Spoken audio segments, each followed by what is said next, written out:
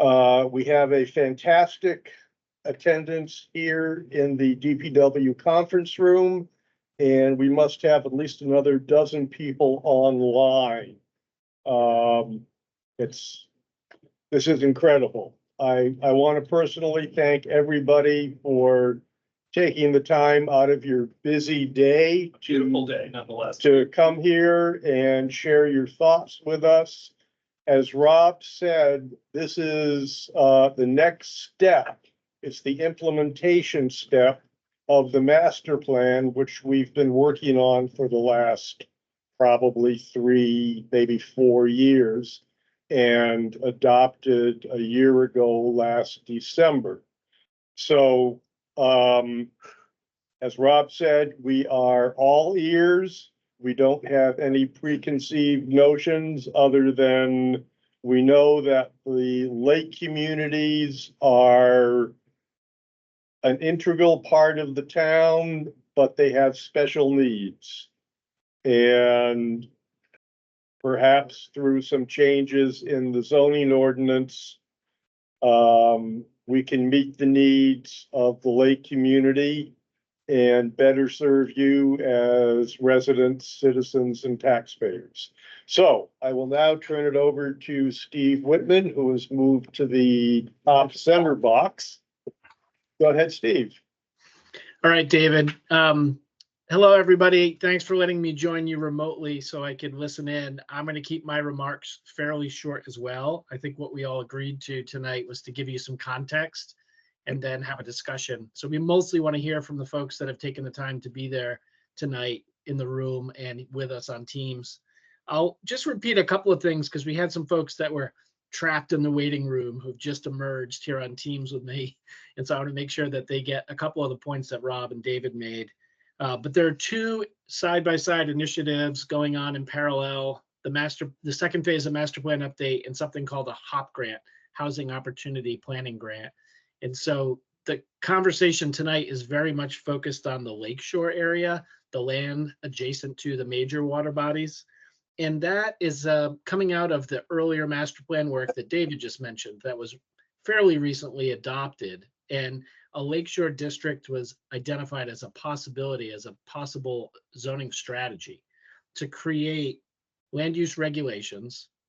So regulations over the use of land and the dimensional expectations for setbacks and lot area, those types of things for those distinct areas that are unique in Enfield and have an emerging pattern of development that's different than other areas in the town, and that was recognized. For tonight's conversation, we also wanted to point out that, water quality concerns came out loud and clear in the master plan. Water quality concerns have been coming out through the 2 May forums and through the online version of the forum, which you can still provide feedback on until June 12th. That's available on the town's website. So after tonight, you have additional thoughts. You can also go there and give us your thoughts there. And that's one of the reasons that this was scheduled for this evening, was to make sure you knew about the resources available. You can have a conversation together, but you can also provide individual comments.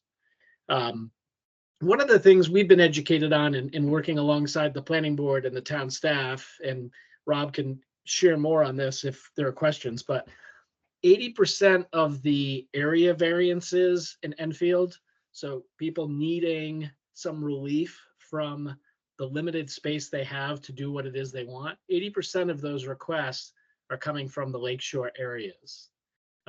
So that highlights that maybe the rules in place aren't meeting the needs of people there.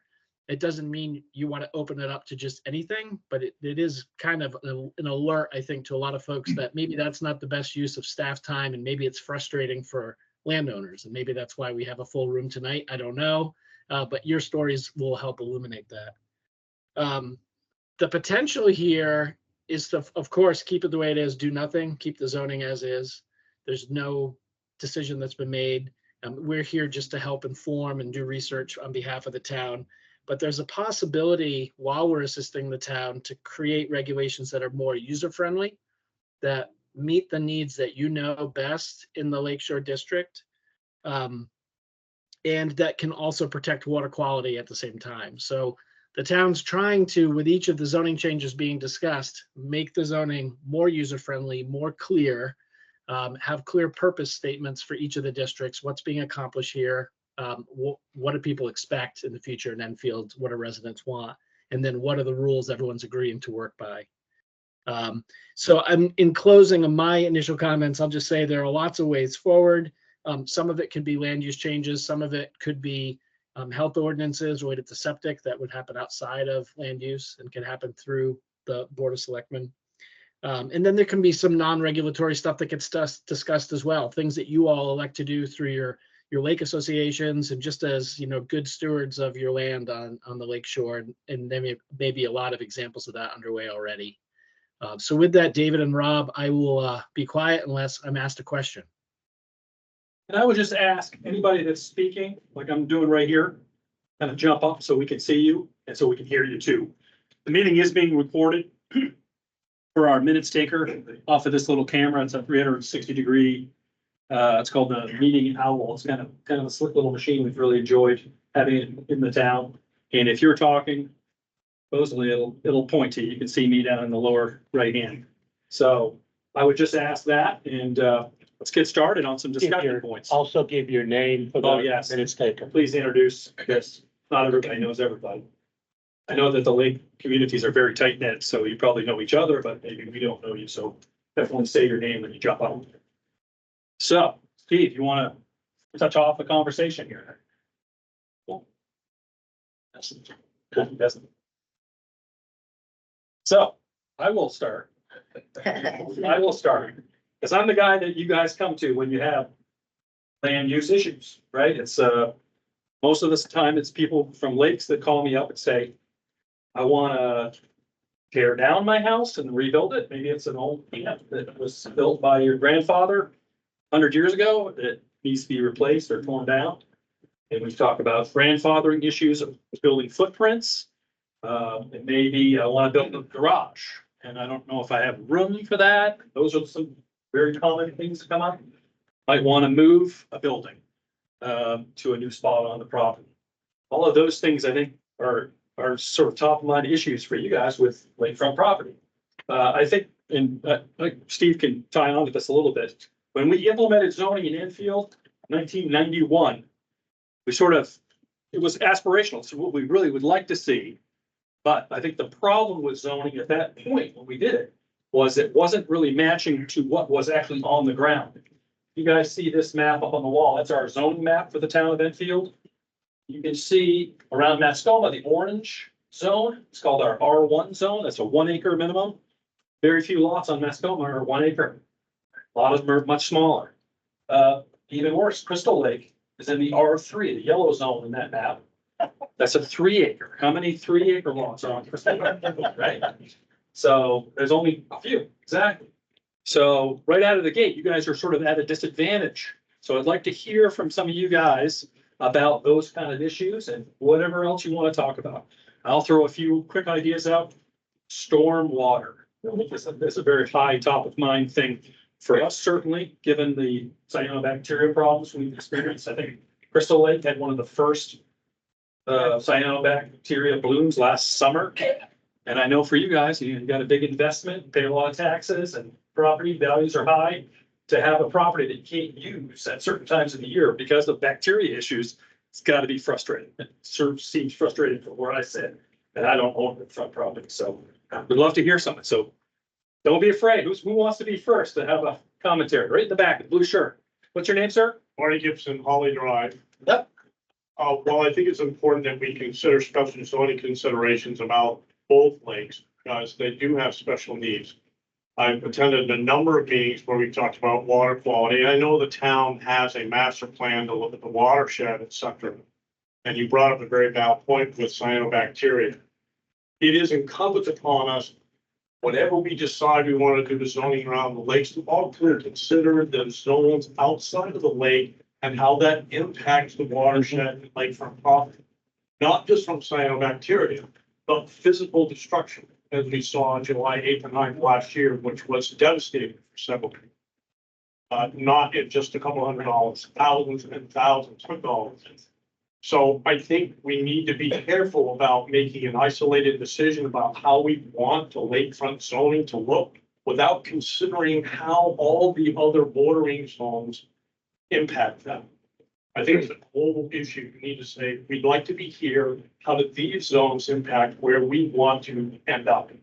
Because what we decide for the lake may be great for us, but if we don't look at these zones surrounding us, it's a zero-sum game, in my opinion. Great point. Can I respond to that a little bit? In addition to being here on the planning board, I'm also the state rep for Enfield. And the state is looking at that. There is a bill going through the legislature this year.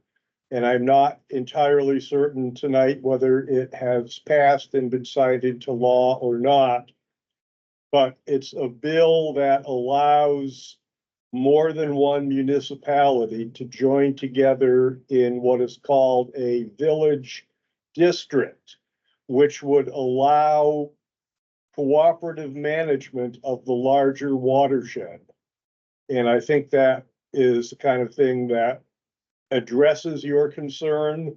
And obviously, because Vascoma Lake is in two different towns, or a town and a city, there would have to be some sort of cooperation between the two political bodies in order for the lake to be properly managed and the watershed to be properly managed. And I know our town manager has spoken about a greater watershed plan in prior meetings. I know that's on the agenda to look at, but I think we have to be careful about what kind of decisions we make and how does that take us in a direction with a greater watershed management program and how we decide to zone around the lake and what kind of things we would like to see versus what's practical and real time with everything that's around it. Mm-hmm. Tim? Should we stand up? Yeah, sure. Tim Jennings, to touch on that subject a bit, when we talked about a zoning district around the lake, we didn't know how big to make it. Where do you draw the line? And we kind of defaulted to state shoreland protection rules, and I think it's 250 feet from what they call the reference line or the water's edge, essentially. To back up, we said, okay, well, that's just probably that's what we should focus this district. That should be the boundary. Maybe that was just the first thing that popped into our heads. But to your point, things happening 500 feet away, 600 feet away, do affect the water just as much as somebody sitting right on the shore with their feet in the water. So I'd be curious if anyone has any thoughts. And I don't think we can, certainly not going to resolve that tonight, but it's something to think about is what should that boundary be? Should it go all the way to Route 4A, all the way down, the length of the lake, or what? So in your lake association meetings, maybe that's a topic you can take up. Feedback back and forth with us would be very helpful. Ma'am? State your name, please, and where you live. Betty Plickta, I live on Crystal Lake Road on Crystal Lake. So I have a question, and that's pertaining to, some of us don't exactly know what clearly are the rules currently. And are you discussing things that would override the state rules at all? I'm gonna say Crystal Lake for having a 3-acre zoning is ridiculous because I seriously am under 0.2 of an acre. And my property is only 165 feet back from the lake, all the way to the road, and 200 on the other. So there's almost nothing according to the state that I could, if I sneeze, I can't do it. And then the 20-foot setbacks from either side theoretically leave me 10 feet in the middle to do like almost nothing with. And yet, I think if I put something that was a structure that was not, that was temporary, that's okay. But doesn't that do the same thing if it's in size as, let's say, a garage, right? So if I have a temporary structure that's whatever, 10, 12 by whatever, 24, I don't know what it is. But why is that any different than having a garage somewhere? If it's the surface area? And I know that there's some sort of, or at least I think that I know, that there's some sort of ratio of space that you can cover versus space that you can't. But I guess I would like an idea of what is the minimum that we can do? And are you saying that then there would be something that somebody with like a postage stamp like I have could possibly do, or that, because it's the state rules are the state rules, and Enfield's not gonna overrule it? Rob, do you want to respond? Yes, I will respond to that. We are definitely interested in trying to have complementary regulations with the state. As you guys know, the Shorelands Protection Act came along about 15 years ago. It's really aggressive in terms of the regulation. Obviously, there's shades, you know, from 0 to 50 is the most aggressive regs.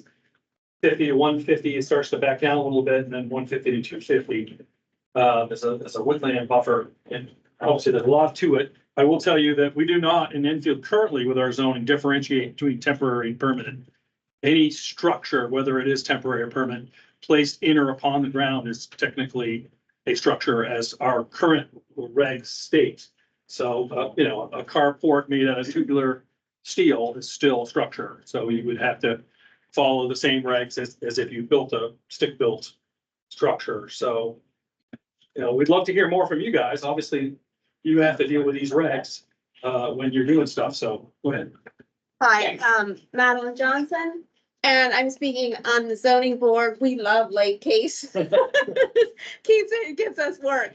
But I would like to say that they are confusing, and it means that anytime you do anything, you have to come talk to Rob and frequently end up with us. On the other end, that I'm sure is confusing and somewhat unpleasant. On the other hand, it is a way that if the rules are clear, we can apply them effectively and make sure that they're applied fairly and that we can implement and keep watch over whatever the zoning regulations do. So I'm personally am in favor, even though it's annoying in some ways, of them being somewhat stringent, perhaps not as much as they are now, perhaps a little bit more elasticity, but I still think that's a really important way for us to be able to monitor the water quality or keep the views that we all enjoy. Steve, do you want to make a response? Maybe talk a little bit about how the format of the new zoning regs is going to be more user-friendly? So for the May forums, keep in mind the primary focus of what we're doing is looking at ways to create housing solutions in Enfield. And we do not see the Lakeshore as an ideal place for creating new housing solutions. But it was one of the zoning changes identified in the master plan. And if it's problematic and it's taking up staff time and it's frustrating to residents, it seemed worthy of at least addressing and discussing. So we started to look at the various uses that are allowed, and we put out some very small modifications as far as setbacks go. Since that time, and talking to folks at the forum, I think one of the things that came up, and Rob and David and I talked about this recently, was as an example, allowing for variable side setbacks. If the pattern is much less, as was just pointed out by Betty, you know, to take stock of the existing pattern and allow for some flexibility if you can match what your neighbor has, that type of thing. So there's some potential to look at what other lakes have done if people are open to that. We just didn't want to go too far down the road and be bringing something to you that you may not want. Okay, thank you. Gentleman in the back. Paul Dalton, I live on Shaker Boulevard. Your statement that Enfield considers any structure a permanent structure. Is there any chance of looking back at that and see if there's any difference? A resident is not a resident here. It's either a permanent or a temporary. So could there be the same with a structure? Would Enfield consider changing that? We who come here for 3 months in the summer might be able to put up a shade providing carport and take it down when we left. So I just asked if the town would consider changing their position on permanent versus temporary. I think that's a great comment, and that's something that we definitely could, take a look at. Tim? I'd like to encourage, at least for a little while, if you've got some stories of weird things you had to deal with, I'd love to hear them. I remember on the Mascoma Lake, an individual, I think they wanted to replace an old cottage. And they ended up having to build the new cottage essentially around the old one and then tear it down once the shell was out. And that seems just silly to me. And I'm sure it does to anyone. Think about why? What was the point of that? So any war stories out there that would be helpful for a little bit of information for us as to why we want to change these? Because we've got to communicate this to the larger town, of course. The town itself, as at town meeting, will vote on whether or not we approve these changes. Oh, yeah, so Tim, I don't have any more stories for you, but I do have some thoughts. First of all, I want to thank David and Rod for spearheading this initiative and the whole thing. Really appreciate you guys saying, hey, we're not just doing this, we want to listen. I really do. You're listening. I'm sorry, my name is Dan Regan, and I live on Waukegan. I'm a member of the zoning board, as well as the vice president of the Crystal Lake Improvement Association. Or my comments tonight on my own. That I'm confident. So I'd start with, we went through a master planning process that Dave and Rob were instrumental in, as well as the planning board. And the first half was produced in 2022. Among other things, the guidance documents that comes up with 7 guiding principles. The first one I'd like to read to you. Enfield will be a town that protects a diverse natural resource base, in particular, the water resources that are integral to the character of our community and quality of life. A couple of interesting things in here, if you'll entertain me for a second. This is the Lakeshore planning area. And what it says is about Mascoma, the larger development footprint of small lots that led to increased stormwater impacts. As it relates to Crystal Lake, it says Crystal Lake is not served by public infrastructure. The impacts of any further intensification of development on water quality should be carefully considered during the development of the review process. There is nothing I could find in this that said anything about we needed more sheds and we need to build move sheds closer to property lines. In fact, we talk about land use. It says based on our long-term planning upon preserving, strengthening, and celebrating our community assets, the lakes, and several other things. We also asked the community for input, and we said, what would you like Enfield to look like 20 years from now? What the community told us, 52% said improved water quality in lakes and streams. Nobody said anything about smaller lots in the lake. Nobody said anything about developing the lakes.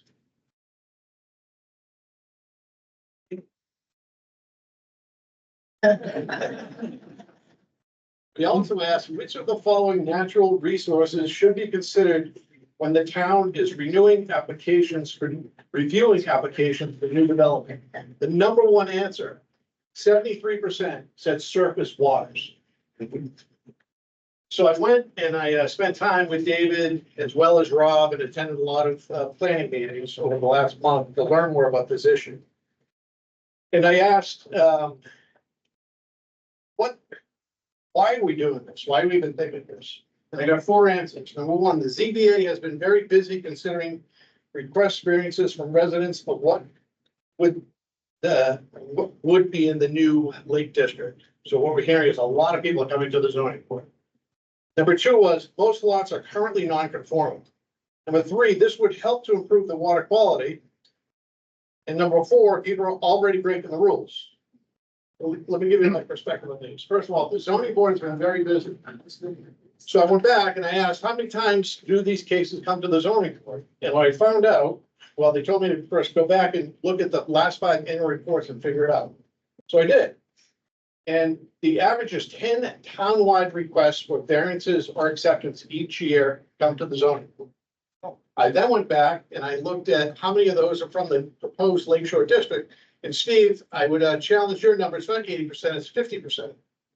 So 50% of the things that come to the zoning board are in this Lakeshore District. So half of 10 is 5. So 5 times a year, over the last 5 years, cases have come before the zoning board. I'm a member of the zoning board. I don't think I'm overworked if there's 5 cases a year, how many because of the Lakeshore District. I think that's bogus. Most of the lots are non-conforming. Yes, they are. Most around Crystal Lake are not currently 3 acres. To be honest, I don't understand this argument at all. So right now, if you have a lot that is 2 acres with a lot of lake frontage, I could build 1 house. Under the new proposal, as long as you have a minimum shore frontage, you can fit in a septic, you could fit in a well, you could break this into 1/4 acre lots and build. No. Please tell me how. I'm sorry. The 1/4 acre applies to what is currently the R1 district. And the 2 requirements are water and sewer. Yeah. Town water and sewer, neither of which we're gonna see in Crystal Lake anytime soon. So I did not see anywhere in the proposal, Mr. Frecht, the regulations for the R3. What will that become? How small a lot can I build if I have? If We're I, not there yet. No changes. That's why we're here. We're not there yet. Still 3 Well, acres. what- It's 3 acres. 3 acres. so the R3 will no longer be R3 though, correct? No, No change. Well, no change. There's no change. No change, it'll still be R3. it'll still be, yeah. All right, let me ask you Unless we this. get feedback that from the audience that says that they want to change it somehow, some way. That's what we're doing, give me feedback. So right now I have the piece of land that's 2 acres. Yeah. And it's got 439 feet of water frontage. How many lots could I break that into? Under the current zoning, you have 1 lot and you can't subdivide it. But if we go to this new zoning that we're discussing here tonight, certainly that's gonna allow us to put more. We're not No. What zoning are you talking about? We have. No. there. Excuse me. We're not necessarily going there. That's why we're here tonight to talk about. There's nothing on the table. So wait a minute, what I saw on the table when I went to the planning board meetings and when I went to the May 22nd meeting was something that said there would no longer be a lot size other than you had to be able to fit a well and a septic on a lot. Is that not true? No, Not- that is, Not in the R. you're, I don't, we He's said correct. that in relation to he's the correct. lake. Hold on a second. Yeah, he's correct. So if you look at the poster that we had up, the Yeah. poster shows for the R1 district, and only called out the R1 district, that the lot size was obviously 1 acre. And then under that, it said the R3 district minimum lot size 3 acres. And we just put in bold next to that for conversation's sake, as required, instead of having a lot size, we said as required to satisfy New Hampshire Department of Environmental Services requirements for well and septic. So part of what he's saying is very much correct. So And we part just of- put that out there to say that would be the primary concern, to make sure well and septic would be appropriate, but we didn't get into the details of a specific lot size. All right, so certainly you can see why myself and other Okay. members of the community might be a little bit Yeah. confused on that issue. Okay. Yeah. Definitely. Thank you. I'm glad we're able to Absolutely. set that straight. So obviously the concern there is that we're gonna go from minimal development on the lake to an explosion of development on the lake and everything that goes along. I don't think anybody wants. Well, aren't we in agreement, folks, that the amount of new development that can happen on our major lakes is almost nothing? Yeah.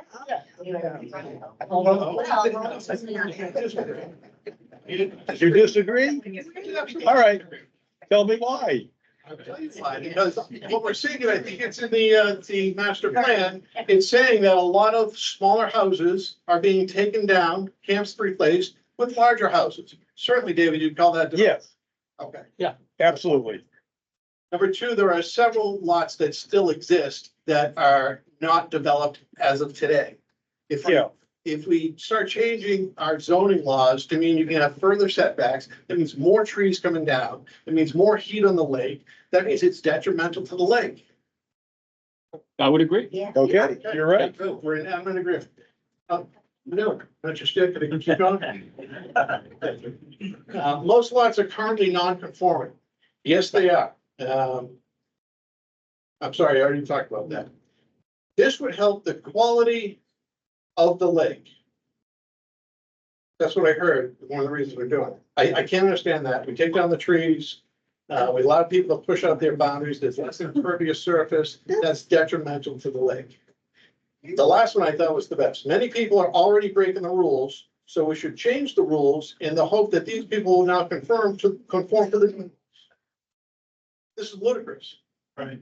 How many people I live agree. on the road right now where people drive too fast? Yeah. But should we change those speed limits so that it's, so to where they're driving now, or should we say, no, they gotta slow down, they gotta enforce the rules? So that's me, is absolutely ridiculous. I'm in favor of a shoreline district. I'm in favor of a shoreline district to protect our lakes. I think we have a conflict here. We have the New Hampshire Hops Grant, which is all about new housing, and then we have the protection of our lakes. The two don't fit. So we need to proceed very, very carefully, and I apologize, I'll not take your question. Isn't that why we're looking at a separate zoning district? Not I'm sorry, I can't hear. It's all right, isn't that what, Oh, sorry. and like I hear all the, everything you're saying, but it makes me want to ask you, what do you want? What I want is to see my grandchildren swim in the lake 50 years from now. That's what I. Right, oh, and then I think that then, I think a lot of people, it's like, how do we propose to do that by being more clear about the things that you just mentioned, because some of them seem conflictual, but you're saying some things and then people are getting upset. And then I wanted to say to you, so what are you, like, what So are you here's what I- trying to say? What do you Thank want? you. Great question. Here's what I propose. A shoreline district that has rules around septic, has rules around fertilizer, has rules around storm water runoff. We need to protect our lakes, and I don't see where any of this protects our lakes at all. Perfect. I think we're That's my in opinion. agreement. That's exactly Absolutely. my opinion. Right. Yeah, and trees protecting the regular. Can you speak up, we can hear her. She's asking to add trees and protected them. habitat. Yeah, this To that. constant cutting of Yes. trees along the shoreline is ridiculous. Yeah, well, that's right. And again, I just want to close and say thank you again to the planning board. I do not Okay. be argumentative, but this gets my Well, blood pressure off. Let me make one response about the HOP grant. The idea of the HOP grant is to figure out how to increase the housing stock in Enfield. That doesn't mean that we need to increase housing everywhere in Enfield. Our master plan says we should concentrate new development close to the village where there's water and sewer. And people have told us time and time again, they want to maintain the rural character of the town. And what we are trying to figure out is what is the rural character of the town? What does that mean? How do we implement it? How do we maintain it? We don't have the answers to that. We're depending on all of you and the people on the Teams platform to help us in defining what Enfield should look like 10 years down the road, 20 years down the road. And with that, we'll go to another question. Lady in the back, standing. I'm on Holly Drive and Crystal Lake Road. And going along with what Dan had mentioned about fertilizer, et cetera, runoff, stormwater, what Marty had mentioned at the very beginning. I want to see Crystal Lake nice and clean. I've been at Crystal Lake for 60 years. And I'd like to see my great grandchildren, well, I mean, but my great grandchildren be able to enjoy Crystal. Part of the reason that we had so much bacteria this past summer is obviously our July event. And with the fertilizer, we have all this stormwater coming well off of Lock Haven, past Boys Camp Road, past Oak Hill Road. People are fertilizing their lawns up there. All their water goes into the runoff and into our lake, into our town. And to me, it's very sad. We have a silt pond that we're waiting to get fixed. That still hasn't happened yet.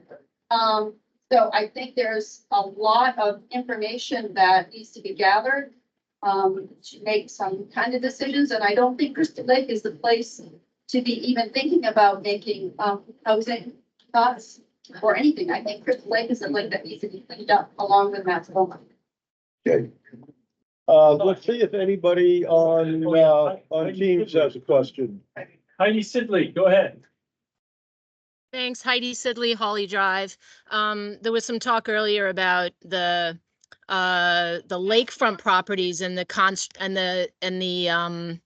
the new construction, but we have to also look up and see the new construction. Somebody mentioned something about we would entertain more housing in other areas of Enfield. But when there's construction up at the top of Lock Haven and down Boys Camp and all the places that run down into Crystal Lake, that's taking trees away. It's having more runoff and creating all of that water that we saw running down East Hill into Crystal Lake. So I think it's important to think of that also when you're looking at developments and putting things that are running down into Crystal Lake, because Holly Drive is at the bottom of that, and we can't hold back that water, and we can't hold back what comes off of the topsoils and runs down with septics and fertilizers, and that's what's going into the lake, and that's really concerning for all of us on the lake, but also for us on Holly Drive, because we can't hold back that water that keeps coming down from the developments that are up on East Hill, up Lock Haven. That's something. They got it. Okay. Okay, gentlemen over here. Doug Smith. I live on Lake Mascoma. I apologize that I don't always catch everything that's being said. But you said that we wanted to increase the housing stock in Enfield. When did we, as a community, make a decision to increase the housing stock in Enfield? I don't remember doing. There were quite a number of people that took part in the master plan process from roughly 2019 or 2020 through 2022.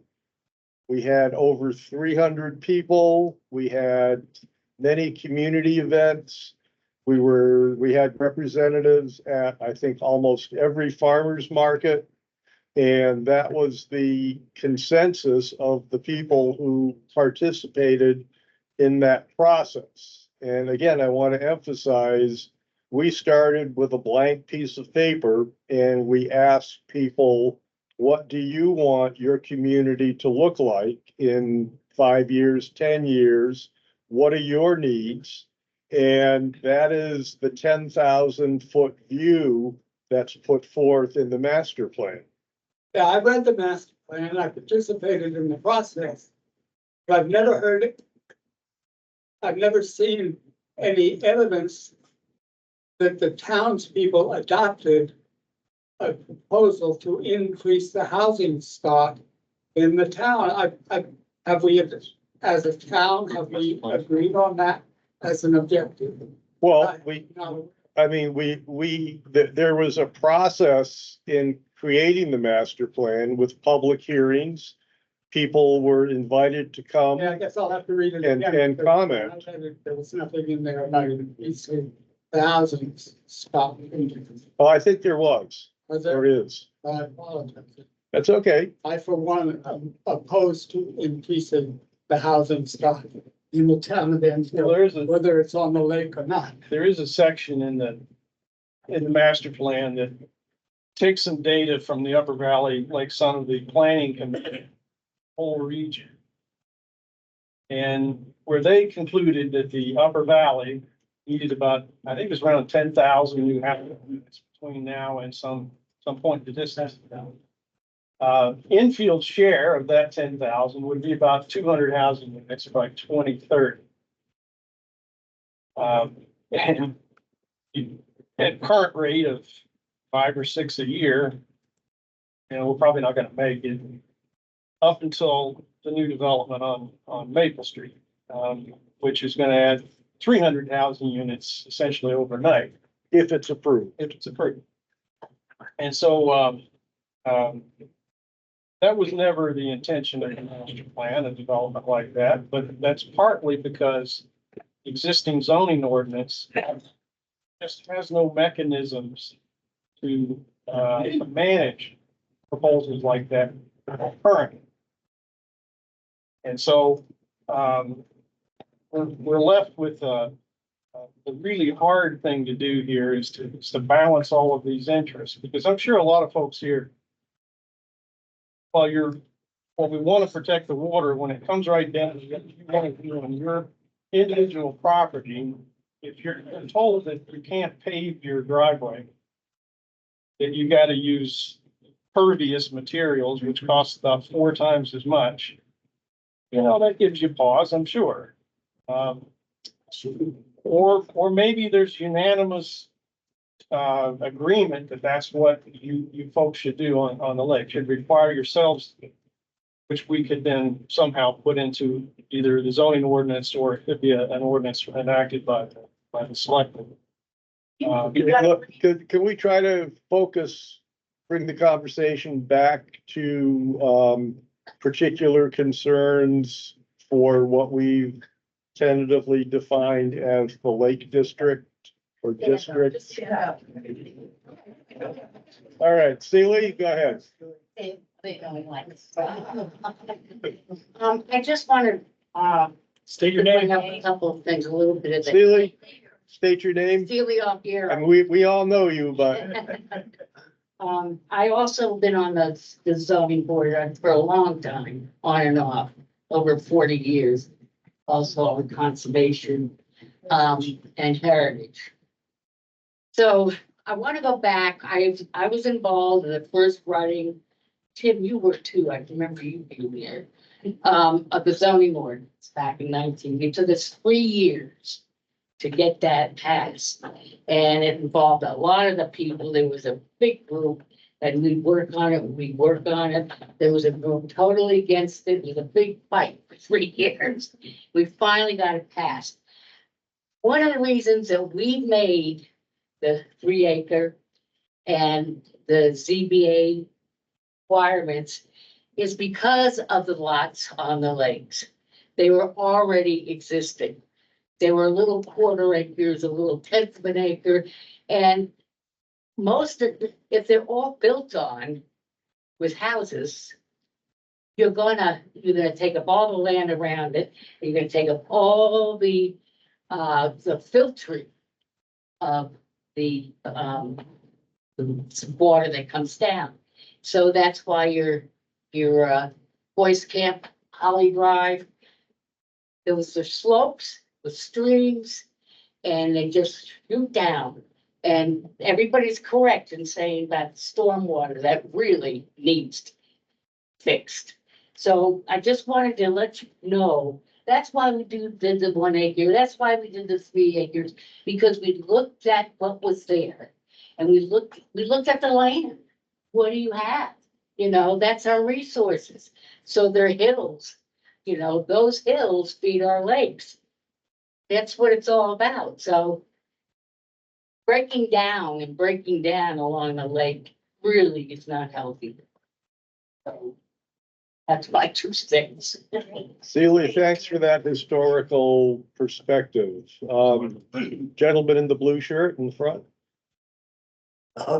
State your name, please. Yeah, Charlie, Depew, 15 Bay Drive.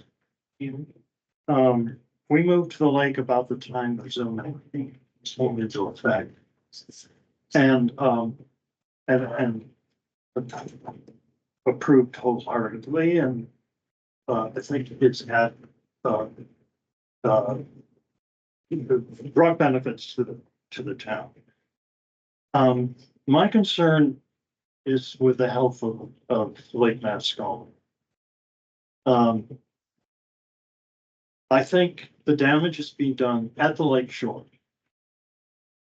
We've watched huge buildings built along the lake shore under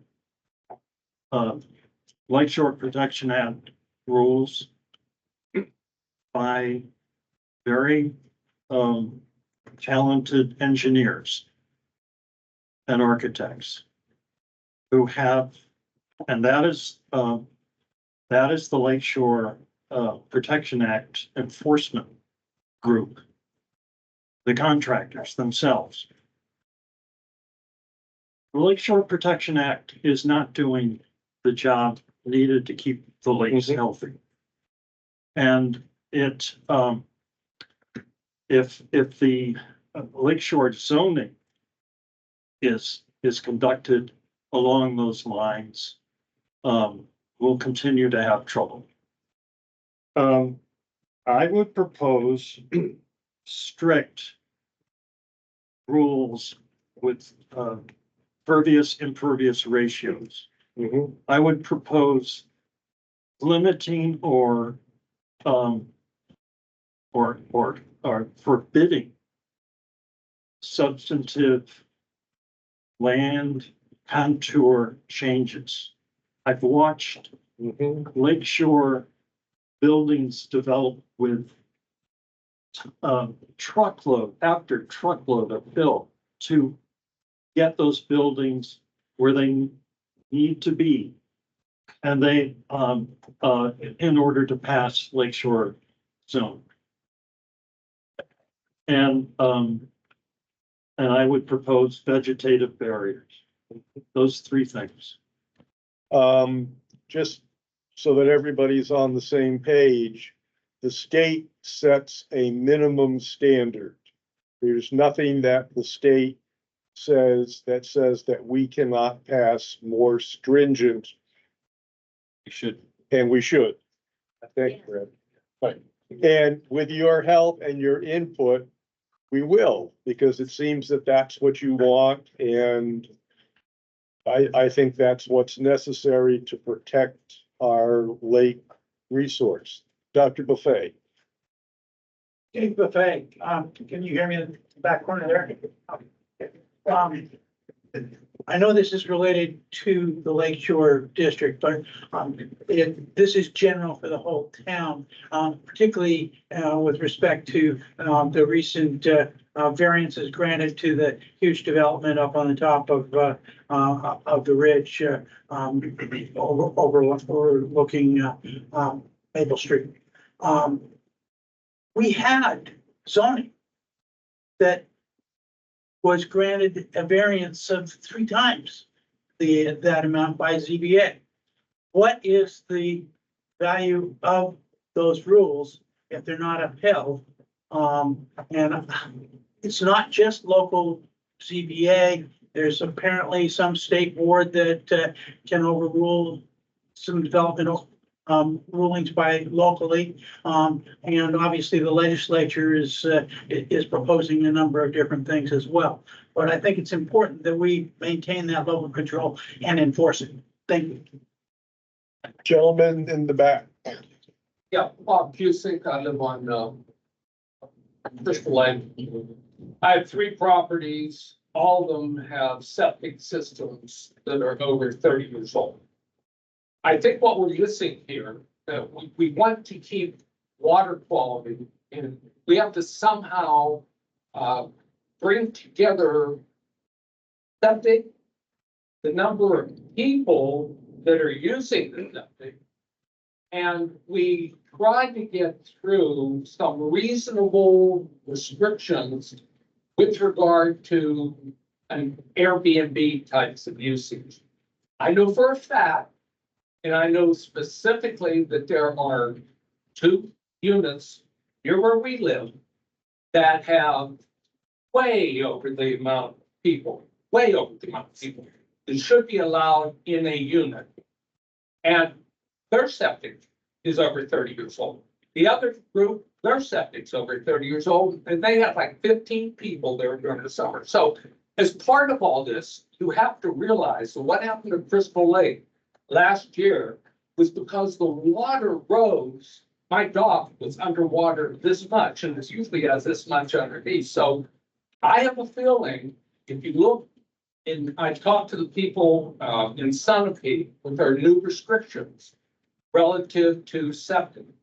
We have to incorporate septic somehow incorporate it into this new zoning, so that if you want to add on, you get a septic inspection.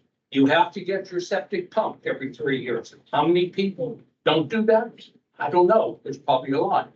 We don't have any regulation with regard to septic, except when you put it in. How many people, on Crystal Lake have a septic system that is not conforming? Maybe even, the old, get a big tank, throw it in and dump it in. When it overflows, it goes someplace. We have to get away from that, because Crystal Lake got all these problems when the water rose. Now, what did the water do? It infiltrated the septic systems. I will bet $1 million on it. The people in Sunapee said that too. So the Sunapee restrictions on septic are very good, and we need to get some Airbnb restrictions. We have to do that, because you can't have 10, 12, 14, 20 people using a septic system that was designed for 6. Tom Claus, Holly Drive. I'll probably reiterate a lot of what people are saying here. I think the shoreland zone is an excellent idea. And we can be smart about it. We can do it to control what everybody here wants to have. If you have an existing 5-acre lot and has one house on it, space that way. Don't allow any subdivisions. So you can't have additional properties. Kind of take the point that Dan was saying. We don't want more homes. Our existing that are here. You can do a lot of things that the gentleman was just talking about. That you can have restrictions or requirements for septic systems, because it's known that those are some problems. So let's tighten things up on septic systems. And there's a lot of things you can do with a shoreline zone that I think will control the water quality, also make sure that you enforce all the cutting of trees down. And if you're going to make additions, make a very minimal impact as far as preconditioning. So, and then as far as variances are concerned, keep them to a bare minimum. Because we want to maintain, the water quality that we have. We want to maintain. What I don't want to see is my biggest worry is I don't want to see a lake on the side. Yeah. It's so overdeveloped. I mean, you can't go out on the water after sunrise. I like to be able to water ski in the middle of the day if it's awesome. So I think that's my main point. I think it's great you're looking at a shoreline zone. I think what you want to do is just do it smart and control the growth. Our quality, just do it in such a way that we have the controls to maintain what we have now. Chris, thank you. Anyone else have a question or comment? Shirley. The Shoreland Protection Act came into being to protect our water quality. And the state has always felt the towns should make the individual towns should make it more stringent to protect their water quality. I shudder to think that we would make more user-friendly development around the lake to avoid people asking for variances. The reason those restrictions are there is you have to take a variance very, very seriously. And I agree with all the things that Dan mentioned. We can't protect our water quality unless we do set the septic bringing stronger rules for septic systems and fertilizing and cutting trees. One of the worst things is for the water to be warming, especially with the climate now. But with the shorelines being stripped of their trees, it makes a huge difference on how warm the water is and how much plant growth we can get. We shouldn't be, we have a responsibility on the lake, just not to our own property. We don't own the water in front of us. The state owns that, the public does. And we have a responsibility to take care of that and not want to put up all these little sheds and develop our property.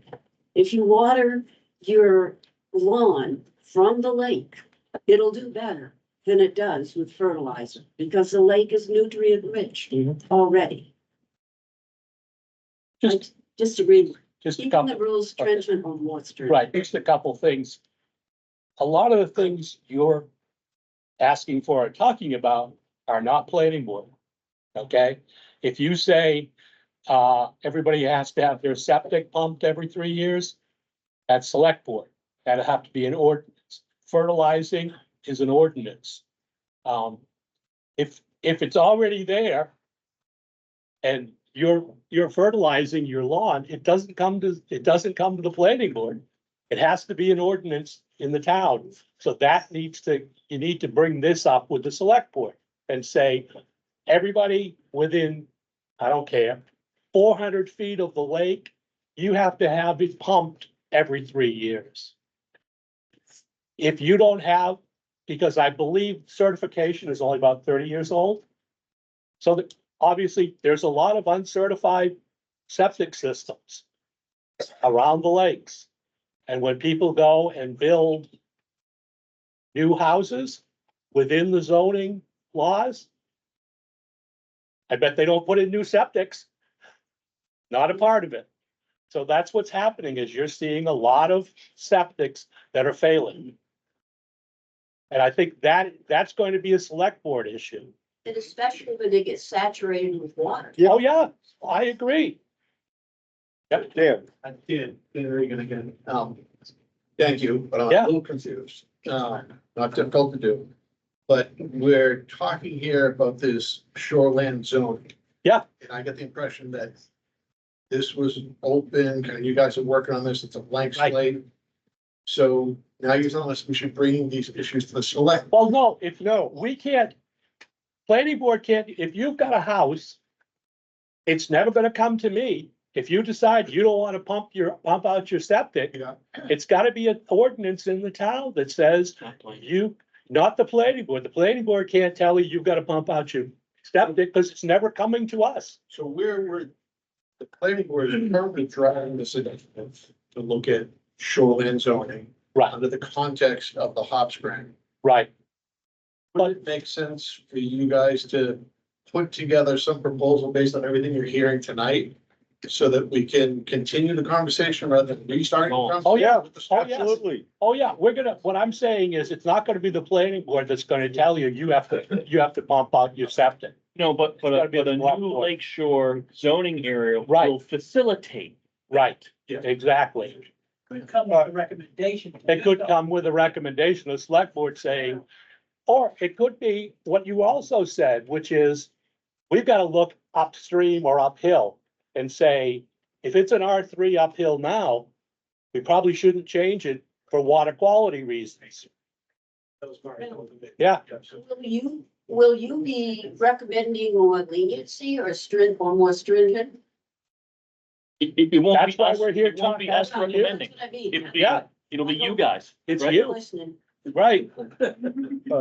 Let's have a comment from you. I'm Nicole Hamilton. I live on Crystal Lake and I agree with all of you. So, but my question is can you, because, we're talking about some things that, like you said about fertilizing or pumping up your septic. Right. So you can help us by helping us facilitate that, here's the stuff we're covering. To cover these other topics, you need to go here because that might generate a different group that needs to get together to talk about those Right. things. Like my observation of being here since 2000 is when we watch, and being an environmental studies major, you just wear your heart on your sleeve. So, but when you watch somebody do a lot of logging, and that's all basically above where you are, you've now exposed all those little streams that feed the lake, and they're dirtier, siltier, warmer, and they're feeding the lake. And there was no, it makes me feel like, did anybody have a conversation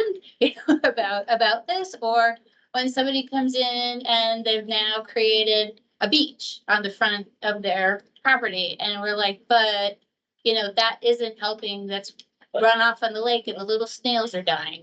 So nobody had the conversation. So how can we as residents, further those conversations and actually have something be done, as opposed to now we're at this kind of serious point since last July, and now everybody's really concerned. So how can you help us facilitate, like where I live, we get a lot of runoff where our road comes to Crystal Lake Road, like, it's just like a sluice, so Yeah. can we as residents, who would we come to talk to the town about how for people we can talk to, how to better maintain this thing that's a right of way, and we need more help knowing who to talk to, where to go to bring up these topics so that they actually get facilitated. Can our town manager offer a Yes, few for that. thoughts on that? Yeah, I mean, you can bring those to us at any time. These forums are great. Like they said, if you guys can keep these notes and put things together for us to talk about. We have had some brief conversations on stormwater utilities and ways to encourage people to have better stormwater management practices on their own properties. We're looking at what we can do. Whoever lives around the lake, like as people come to the lake, whether they're visiting or they're new, I feel like there's so many things that, and how would you don't know what you don't know, but I feel like there's a lot of people who don't understand how much impact they individually have, and that we as a community on the lake need to find better ways to kind of all conform on the same opinion and hand it to somebody, as opposed to onesie twosie always saying, oh, I found you on the street, I'm going to tell you my story, and I found you, and I'm going to tell you my story. How can we collectively create some action where people feel like things are getting done?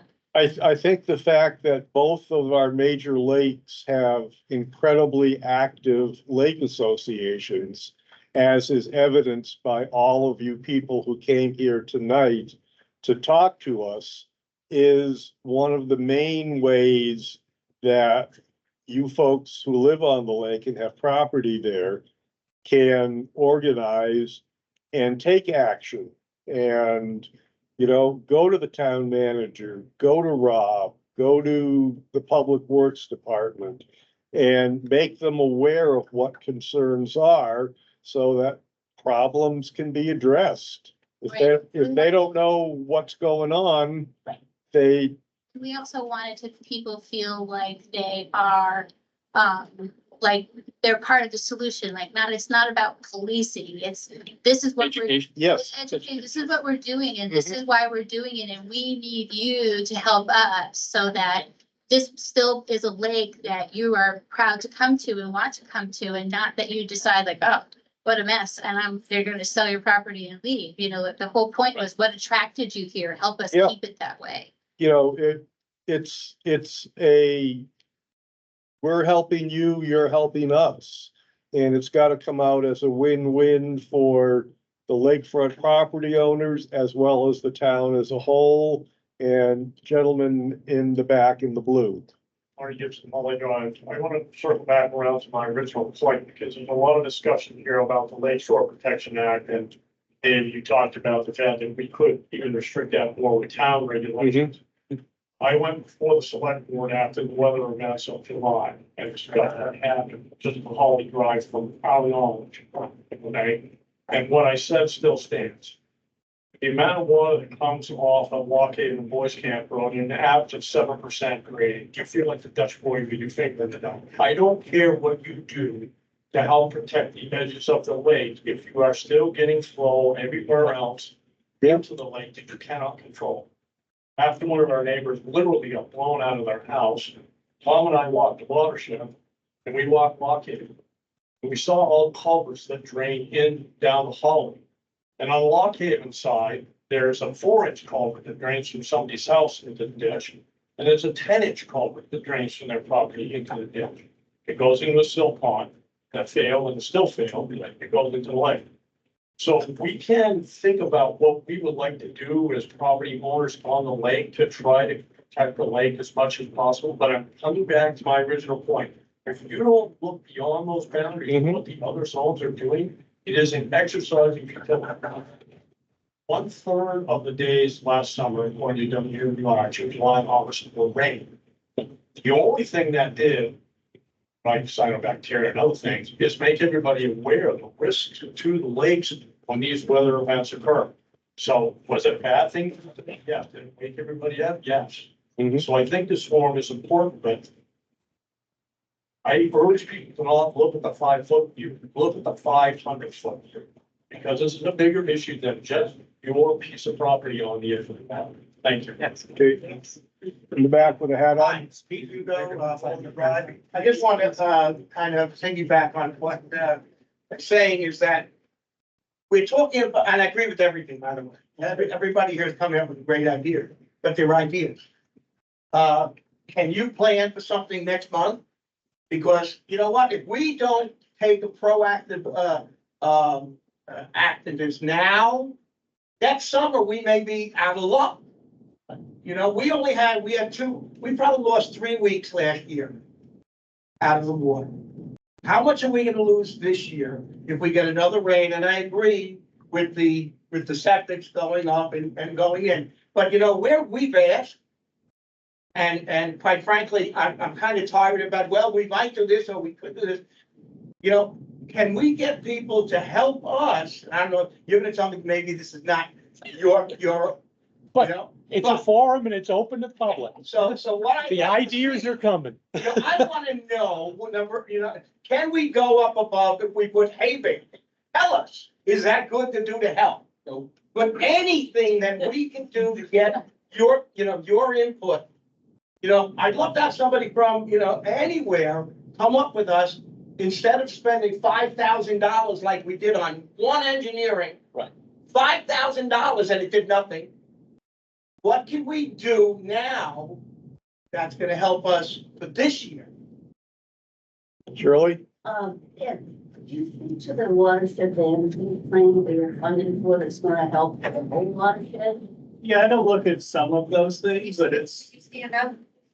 I'm sorry. I'm Morris Town Manager. We're working with the city of Lebanon, and we've also contacted Hanover and Canaan to do a watershed management plan of everything in the Mascoma watershed. So we're gonna be looking for some of these projects and areas to study things we can do. Some of it's gonna be really general. I don't know if you guys seen these big plans, but it'll be work on ways to reduce phosphorus runoff, and they're gonna have some ideas. So it's a start moving forward. It also sets up some protections through EPA and other federal resources if something does happen. It's gonna be a plan to get us started looking at some of these. We're talking about stormwater changes and things we can do in the town. But we're starting to work on them. Unfortunately, it's not gonna happen by next year. We're talking about millions of dollars of funding to make these things happen. So we're gonna be continuing to look at them and see what we can do forward with the plans, but the Mascoma watershed plan should be written over the next year or so we can start to see some projects in all the towns that we can do to help protect the water. Let's have the gentleman in the back and then Sealy and then you. One thing we all have to remember, and this is kind of off the beaten path, but it's going to become an issue with SB2 in going from a townwide meeting to general voting. And that's really going to screw things up if we don't have town meetings, because what's going to happen is these problems where people would go to the town meeting who were very interested, people will generally go into that and they won't understand the issues.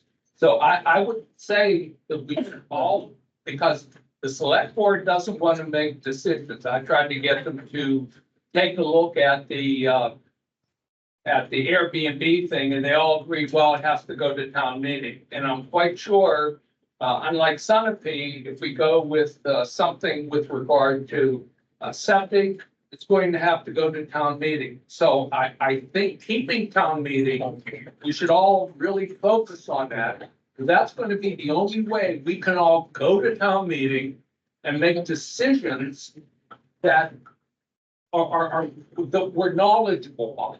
Without that, I think we're going to be in a quandary where this will just go for years and years and years. To your point.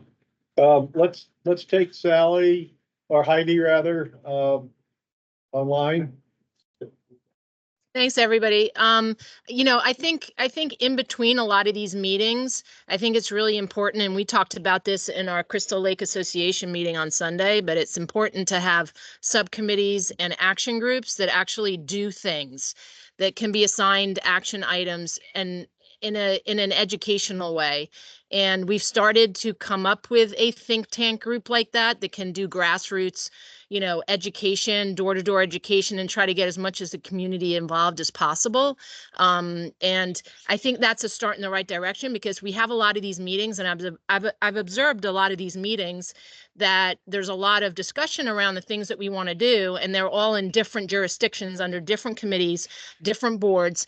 And then nothing gets done because nobody owns an action item to do something like looking into Airbnbs or looking into runoff and why things were routed places. We've done a lot on Hawley Drive because we were really negatively affected back in July by the runoff off of the East Hill. So we've done a lot that a lot of people don't necessarily know about. And we did that just in our own little group on Hawley Drive Association. But I think it needs to be a bigger conversation, a bigger group, a bigger issue, so that we can just get people focused in the right direction to ultimately save our lakes from future destruction because they're heading in a really bad direction, and we need to keep them clean. And anything we can do, and it can be little things, it can be getting the word out about surveys that you can do online to see what you're doing right, what you're doing wrong, bring people in from the New Hampshire Lake Associations to educate people, have a very simple handout, not a big booklet that overwhelms people, but one pager with 3 things that they can do right now to help. So we've started that, and we're meeting this Saturday. If anyone wants to come and meet and be part of that, the more the merrier. We want to collaborate. We want to get ideas. We want to find and educate people and also educate ourselves on what the other lakes are doing that are in the same situation that might be in front of us. Maybe they've fixed things. Maybe we can learn from them. So I just wanted to throw that out because I think what needs to happen is not big meetings between every quarter or things like this, but there has to be a regular meeting pattern. It has to be we're starting out monthly, but it might need to be even subgroups of the group we just formed to maybe do things on a weekly basis. Maybe they focus in different directions, report back on a monthly basis and say, what progress have we made? What have we done? Who have we contacted? And how are we making things better for the lakes? Because that's really what I think everyone in this room and online want. We want our lakes to be clean and healthy. That's all I have to say. Thank you. Okay, thank you. Very good points. And, in rural New Hampshire, which is what I consider Enfield to be, we don't have a big town government structure. And for things to get done, they have to come pretty much from the bottom up. So I think you're on the right track, and I thank you for it. Seeley. Yes, I'd like to go back to the watershed, issue. Skoma watershed, huge. Yes. But Crystal Lake watershed is different than the Skoma watershed. And I believe the Conservation Commission did do a watershed study and gave it to somebody, and it was not used or not taken. I mean, I think that kind of thing should happen, and it's not. And going for the big Skoma watershed for all the towns, we're talking about the hill here and the hill there. We're not talking about Canaan and Enfield, Hanover and Lebanon. Maybe Lebanon for the Lebanon side of the lake. However, I also want to add a comment about, we're going to get more rain. Climate change is here, everybody. So we're getting more rain and more rain. And long time ago, and I don't know if this is still the law, but towns, and I don't mean to be, really negative about town public works, but I believe there's a law saying that any stream that crosses a road has to go where it goes, not down the road. And they do it all the time. And that's why Crystal Lake and East Hill Road the ditching that went all the way down, they're bringing all the water instead of going across. They did it in front of my house. They moved the stream went this way, they took it out, the culvert that was there, and brought it down the road. And now it covers my whole frontage, it's wet, because of that move. So the stream, they essentially moved everything, and I think on Boys Camp Road, somehow that's happening. And I said once before, there was a big subdivision up in, between Oak Hill and Boys Camp. And I remember Joe talking about the culverts. And one of the things was that they had to put in a lot of culverts for this development. And he was willing to do it, but the development eventually broke down a little bit, so he didn't have to do it. But anyway, that's the point, and I think that's the most serious thing that we can do now, really. I think we have to do it. That's what's going on, you know? That's what's happening. So anyway. That's what Okay, gentlemen in front of the exit door and then Tim. Chad Ryder, I'm Crystal Lake Road. I would like to hope that intensified efforts on the part of the lake associations, both with Lake and Muscle Holding, will be sufficient to accomplish all of the people have been advocating here.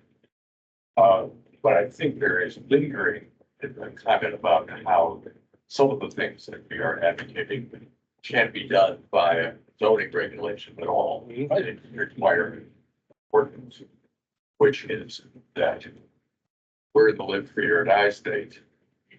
The regulations are only as good as your ability to enforce them. And I'm not hearing how the network of regulations that arise from zoning, planning, shoreline protection, et cetera, actually will complement. I'm not sure how it's going to be the counter objective unless there is some means of enforcement and consequences for violations. Not using the. And I cannot figure out if the picture that I got from the box, how that.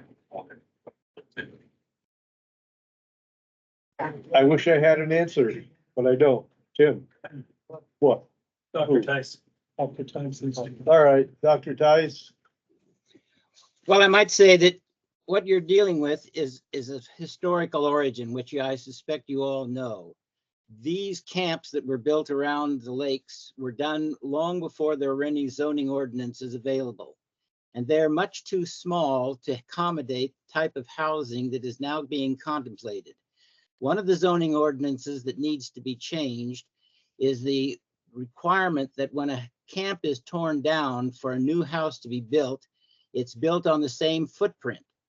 Now you're just perpetuating the situation, because when a 2-bedroom house or a 3-bedroom house replaces a camp, the state law requires the people to only submit a plan for a new septic system, not install it. And the problem is that when the septic system they have fails, there's no way to ensure the replacement, because the law prevents people coming on property without the owner's permission. So the first thing that I suggest you do is to change the zoning ordinances that prohibit people from building on a campsite that is less than 100 feet from the lake shore. The second thing is that I have been collecting water from Crystal Lake for several years now and sending it to the Department of Public Health in New Hampshire for the culture of Enterobacter. Enterobacter is used by them as the significant indication of sewage contamination of lake water, or salt water too. And I'm finding Enterobacter in the shorelines of the Crystal Lake where I am, or the Department of Public Health is finding it, which is an indication that there are septic systems leaking into the lake on a perpetual basis. That is producing nothing but a bacterial soup in Crystal Lake. And thirdly, people are all up in arms about cyanobacteria blooms. What they don't realize or don't want to acknowledge is that cyanobacteria is producing through its metabolism the toxic chemicals that have been associated with amyotrophic lateral sclerosis and Alzheimer's disease. And as long as you keep having that kind of leakage into your system, you're going to have a problem with cyanobacteria blooms. The other thing is that people that are around the lake are contributing to their own problem by fertilizing their lawns with nitrogen and phosphorus containing fertilizers. That should be stopped absolutely immediately. And the people should be encouraged to plant shrubs there instead of green lawns. As long as people around Crystal Lake continue to pollute their own body of water, this lake is only going to get worse. All right, thank you. Jim, you had a comment you wanted to make, or do you want to pass? No, I think, well, so on here. All right. Is that Martha? I'm Martha Rich. I live on Shaker Boulevard on Mascoma Lake. In the Mascoma Lake Association, we're doing all we can now, and we can probably do more to educate our members and the public about lake smart practices and the ways that homeowners can protect the water, and would love to communicate more with Crystal Lake folks. Even though we don't share a watershed, we share common issues and problems, and we should connect with you more. So I'm gonna sort of make that public pledge here to you on this tiny, yeah. And also, personally, I can't speak for the Lake Association on this, but personally, I want to endorse the measures that people have talked about for as much shoreline protection as possible. So I think that kind of agreement in this room on that. And finally, I have two people ask me the same question to convey to you, or it's sort of a question and a comment. And this is not my personal opinion, but I feel obligated to bring this to the meeting. Two people said to me, would you please find out what they think the impact of the new Maple Street development is going to be on Mascoma Lake? And I know that's not exactly in our purview here tonight, but I raised that question because I promised I do. Tell your constituents that we cannot, by law and practice, comment on something that is going to come before the board. We will have public hearings, and I don't know when those are going to happen because we don't have an application. But when they do, if people have concerns about the impact of a large development on Mascoma Lake, the site plan hearing is the perfect time for people to come and raise their concerns. Ed, you had a comment? Yeah, I'll just mention Ed Morris, out Malcolm Road, account manager. One of the things I'm hearing all over that I think you guys could maybe study and look into from a zoning perspective is not only the amount of impervious surface to non-impervious surface, but some sort of regulation or zoning rule that makes for catchment ponds or rain gardens or things to offset that. Yeah. And it wouldn't just be lakeshore. I think it's important on the lakeshore. We have an immediate impact on the lake.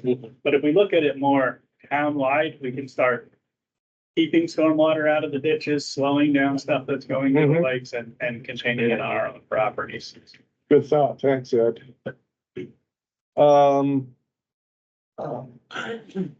I think of water. Can you state your name again? Charlie DeFew. Thank you, Charlie. The watershed quality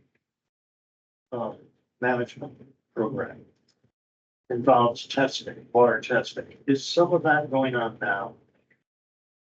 We have testing going on by our lake associations on the lakes. Now, I'm talking about this, Yeah.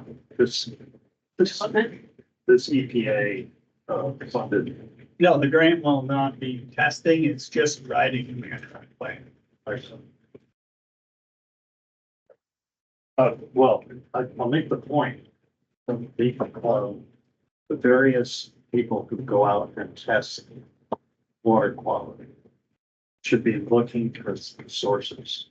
Yeah. So that we can, first of all, distinguish between septic and phosphate and find out which watershed, which shoreline properties are creating problems. Right.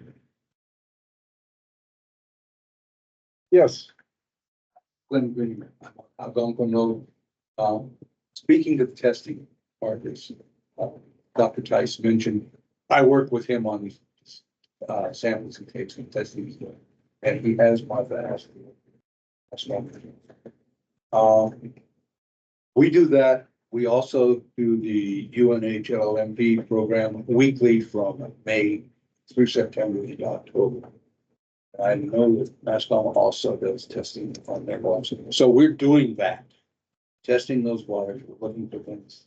The last thing that Dr. Tyson and I did was check the salt content in the water along Crystal Lake Road. It wasn't as bad as we expected. But we're doing that. One of the things I'm sitting here listening that concerns me, we're talking about the Lakeshore District. Lakeshore District is a minimal part of the impact on all of our lakes. We have to look at the entire community as a factor. that's what I'm hearing from a lot of people here tonight. If we don't, and I mean, the folks on Holly Drive got clobbered last year. They're only one person. They got one group. They got clobbered in other places. I'm sure Mascoma had those kind of problems. Obviously, it's sort of a problem on Crystal Lake. One of our problems, big problems, is we're not maintaining the lakes. Now, I said this before, I have 3 tapes that I took of the shoreline of Crystal Lake in the late 1990s. If I ran those tapes here today, took you out to the lake, took you around the lake, you would not believe it's the same. It's been stripped. And when I you would start believe stripping it. that water, you're dead. So let's first of all, not do the rest of the town, because the water quality in the town of Enfield is very important to our existence. That's what brings people here. That is a big part of what we do on Crystal Lake and on Mascoma. But all that other area around us affects us also, and we need to look at that. That message is coming through to us loud and clear, believe me. Lady over here. Yes, Like the Crystal Lake Road. Heidi and I, and several people here in the room have been just beginning to discuss the group that we're gonna start to meet on Saturday. And one of the, I have a friend who's a realtor over on Lake Winnipesaukee, and he knows a lot of situations that happen in New Hampshire, way more than I would ever begin to know, because he has that ability to know what's going on. So there's this Lake Kanasatka that just did this huge thing, and they actually, in the last month, they had their lake sprayed with aluminum, God knows what it is, sulfide, whatever, in the hopes that for the next 10 to 30 years, it will keep cyanobacteria down, because apparently for the last 3 years, it's been basically covered with cyanobacteria, stem to stern. So one of the things is to try to keep Crystal Lake, certainly, and Mascoma Lake, because we care about you guys too, from getting to that point. I know you're hearing a lot about Crystal Lake, but it was really dramatically different last year. And so they were able to determine, I'm only beginning to read their format that they have online, but they were able to determine that it's either 62 or 66% of the population of the households on the lake were ones that had specific things happening in front of their property. Theoretically, then one could assume that it's either septic if they were testing for that. I haven't gotten that far in their reading, or it's just that they're fertilizing their lawn, because I'm sure that there are tests specific to that. So one of the things that I would like to see, and Heidi and other people, that we finally will get our first meeting on Saturday. That's one of the things we want to do, is to find out how other groups have been able to positively impact the water by doing some of those tests. So I think that it's important to understand first where these issues are coming from before we decide that, okay, everybody has to have a septic thing at 3 years, or, you know, I don't know of people fertilizing their lawn, but maybe it is. I don't know of septic tanks that are breaking, but maybe they are. I do know that what happened last year was that huge storm that we had. I had 8 inches of water in my basement, so I remember it. But I also remember you could visibly see what happened on the other side of the lake. And so I think in terms of that, we really do have to consider the Lake District being uphill the entire watershed, and make those zoning regulations such that if somebody has, I don't know, let's say a 10-acre property and they wanted to subdivide into three acre properties, that there's zoning in laws on the books that says something about what they have to do with their own stormwater. So maybe we have to start looking at topo maps as we Yes, do our for zoning. sure. Crystal Lakes is. Back on Tom. David, oh, who had their hand up first? Let's go. it's all right. Tom Claus, Holly Drive. You had mentioned earlier in the meeting about a house bill. Yes. What the house bill numbers? Off the top of my head, I don't, but if you want to give me your contact information, I will get that to you within a day or two. Okay, because what I was mentioning is Glenn has been wonderful about notifying the Crystal Lake Association about house bills that come up that affect the lake.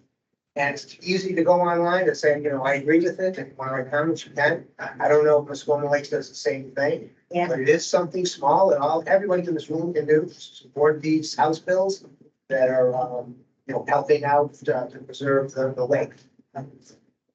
Yeah, I've Yeah. received a lot of email from lakefront owners in this town and in others.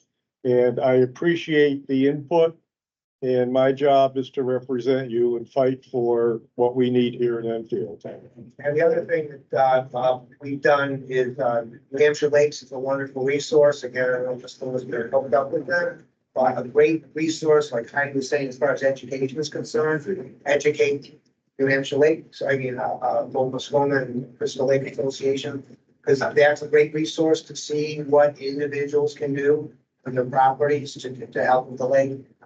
If they can help, I'm looking to buy some bales of hay and put them in the streams for next to my house. So there's different little things, every little bit does help. Okay, let's go with Dan and then Shirley.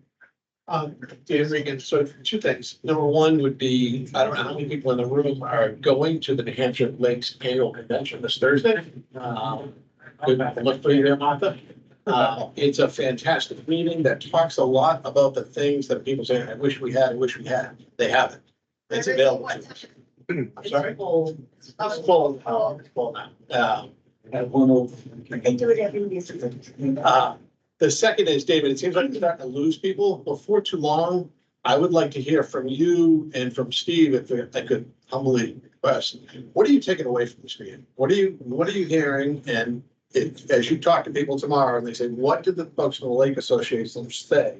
I'd like to hear from you what you heard. Okay, let's take 2 more questions, Shirley, and then the gentleman in the back, and then we'll give you our feedback.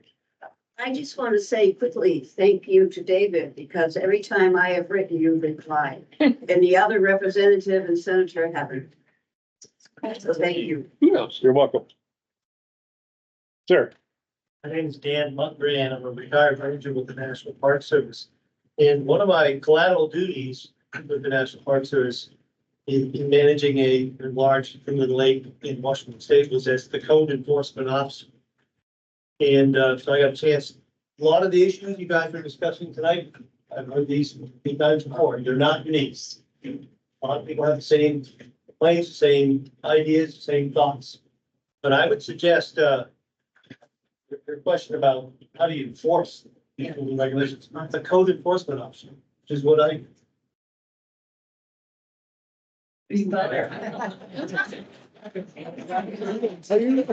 Yeah, sure. No, man.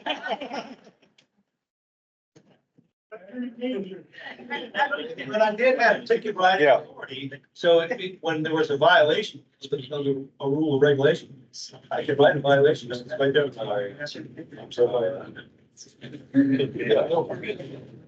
You want to go first? That's what I was gonna talk about. All right. So we want to wrap this up by 8 o'clock because the planning board gets triple time after 8. 3 times 0 is. It's still 0. So let's go across, starting with Tim. What are your big takeaways? Yeah, well, encouraged. Primarily because I really didn't know what issues of the lakefront property owners were. And I'm hearing them loud and clear. How that applies to what we do zoning regulations, it's gonna manifest itself in the work we do in the next few months. Hopefully have something to town meeting in March that would establish this new zone. And while I sure hope it is comprehensive and thorough, it may have to start off with just a basic zone, and then we can build on it, because this, as you can see, is a very, very complicated issue. I want to make sure we do this right. But things like folks are welcoming, I won't say begging, but welcoming regulation that will essentially force everyone around the lake to be better stewards. I hear that. That's surprising. If this conversation had been held 20 years ago, it'd probably been very different. The idea of preventing development or subdivisions of any lot that currently exists within whatever this zone is going to be, I would say in anywhere else in the town, that's a no-go. But I'm sympathetic to it here at the lake for the reasons why we felt that the lake should have its own zoning district. Because a regulation like that necessarily forces property owners to not subdivide, which means the house that's there, that's going to be it forever. So the zoning ordinance changes. And what that inevitably does in the larger community is what we've seen over the past years when no building has been happening. Housing prices go up. Now our kids can't afford to live here. We can't afford to retire here and so forth. But we're not going to solve that around the lake. It's a very different creature altogether. And that's why I am so encouraged that we're going to take this forward and develop this ordinance for the lakefront. And not, it won't mirror the rest of the town. And that's why it's different. Brett? Number one, really pleased. Everybody's feedback is fantastic. Like someone said earlier, I think Rob, that's the largest group that we've seen come out for something like this. So very, very impressed. 2, obviously, people are in favor of a lakeshore district. I think the trick is going to be how far back we go. And at David's point, looking at topo maps, I think is going to be critical. And 3, everybody is certainly sounds like you're for more regulation. I live on the lake. I am for more regulation. And I think that we need to do that. And that's what I'm hearing. I've heard reinforced a few things that I've already become aware of through common sense and my work in the legislature over the last 6 months. You can't treat a lake as an isolated body of water. You've got to look at the whole watershed, what goes into the lake and quite honestly, what comes out of the lake and where it goes. Because there's always somebody downstream. And a lot of different stakeholders have a lot of different and sometimes competing interests. And the idea is to identify what those interests are and try to get as many of those stakeholders as possible, all facing in the same direction and moving towards a common goal. Dan? Yeah, what I think I learned tonight was I now know the reason why it's an R3 district, which is not because it's been developed, it's because it's been overdeveloped. Crystal Lake is actually overdeveloped. And that's why a lot of the storm water issues have happened, is because there were so many, at the time, camps on the lake that have now become four-season houses with a lot more development. By keeping it R3, it's going to keep the development the way it is. It's also going to, I agree, not just topo maps, we need to look upstream. We need to say, yeah, that R3 district needs to go all the way up. Or it needs to, and the R5 district needs to go all the way up. Because there needs to be a real water management. And and there needs to be regulations, and one of them might be regulations that you people either do like or don't like, People like to build a house and they like to build a nice cement concrete patio out front so they can have a deck. Well, all the water coming off the house goes on the concrete and goes right into the lake. And that's what's happening, and we're seeing it happening. People are saying, I want an asphalt driveway. Congratulations, the water coming downhill, rather than going into the ground, is going onto the asphalt driveway and heading directly into the lake. And that's what's gonna happen. And I guess, we can't do anything about the development that's there today, but we need to come up with a plan to help the people along the lake by looking back upstream. And I think, and it's gonna be regulation. And if you guys are in favor of regulation, regulations like that, I believe, I'm gonna have to go to town meeting, right?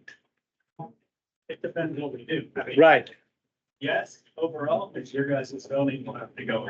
right. Yeah, I mean, septics, saying you gotta pump your septics every 3 years is probably gonna be a town meeting vote. Cause it's gonna make it townwide. Whatever we have to do to. Yeah, make a difference. I agree. It's because this is one of the largest assets we have, is the lakes. It's also a large piece of our tax base, the lakes. Thank you. All right. Steve, you've been sitting there quietly for most of the meeting. What's your takeaway that is going to influence the work that you do at crafting some new thoughts for our zoning? So I wish I could say there was a lot. I wish we could do more on the water quality side through the HOP grant, but our hands are somewhat tied. So I think what we could do is document what we heard tonight and the various ways to go forward. So you have a work plan to use. We can also, I'll be sharing all this with Liz and other people from our office who are working on the master plan side. So phase 2 of the master plan is a place where we want to capture this very strong direction on water quality in the sense of watershed scale planning and looking uphill from the lake areas. And a lot of what you've captured tonight, been taking lots of notes. I'll be sharing that with them so we can make sure, if we haven't heard it already, that we are hearing it and it's there to be the basis for any kind of regulations, whether they be land use or health or others. I think to some degree we can talk about what we think we can do within the HOP zoning grant, but it might be limited. So it might be just teeing it up for things that the town can work on. And the fact that you have 2 lake associations, we work in the Newfound watershed and other watersheds. Some are lucky to have 1. You have 2, and it sounds like there's some people reaching out to work together. And so that grassroots amount of work that's already underway, and Heidi's meeting on Saturday with people. Those things really matter. Those are what we've seen successful in Wakefield and in Hebron and in other places around the state. And I would second the recommendation to get to the Lakes Association event if possible, or at least look at their materials, because there's a lot of free materials out there. You don't have to recreate the wheel. And I'll try to put some additional thoughts together for you, David and Rob, and send them along based on what we heard tonight, because it was really good. It was very informative. Great. Thanks for sitting in, Steve. Thank all of you very, very much for giving your evening up and coming and sharing your thoughts.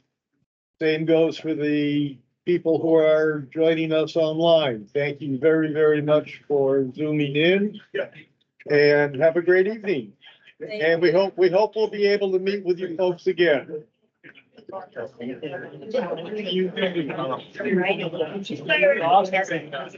Overwhelmed.